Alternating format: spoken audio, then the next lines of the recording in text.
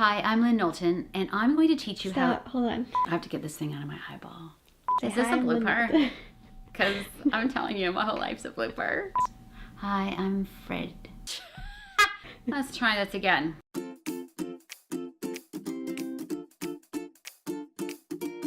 Hi, I'm Lynne Knowlton, and I'm going to teach you how to do a seed stitch. On my blog, this pattern is actually called the VERONICA, named after my Nana.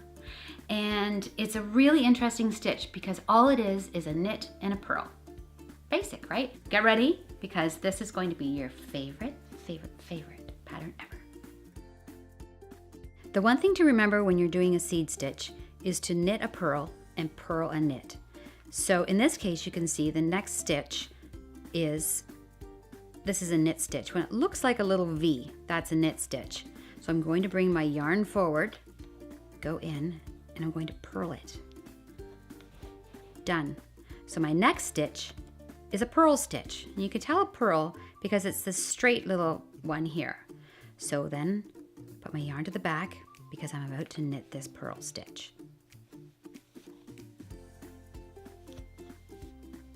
Done. So our next one is a knit stitch. Again, you see that little V? You know you have a knit stitch. I'm going to bring my yarn forward because I'm going to purl it. It's like magic. Next one is a purl stitch. Straight line again there. Going to knit it.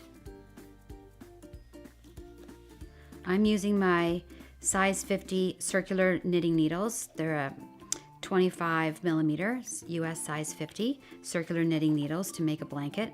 I love these needles. They're all I use. I have them on my blog. They're my favorite needles ever.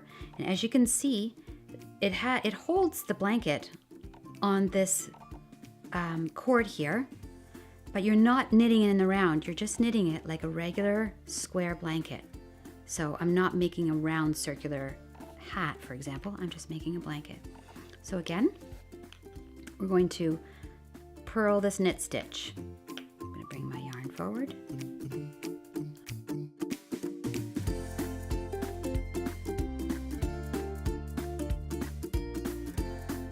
We're going to purl this stitch here and knit our final stitch. And that is how you do it.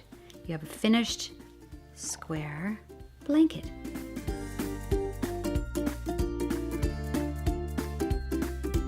So thanks so much for joining me. Don't start I with said so. so.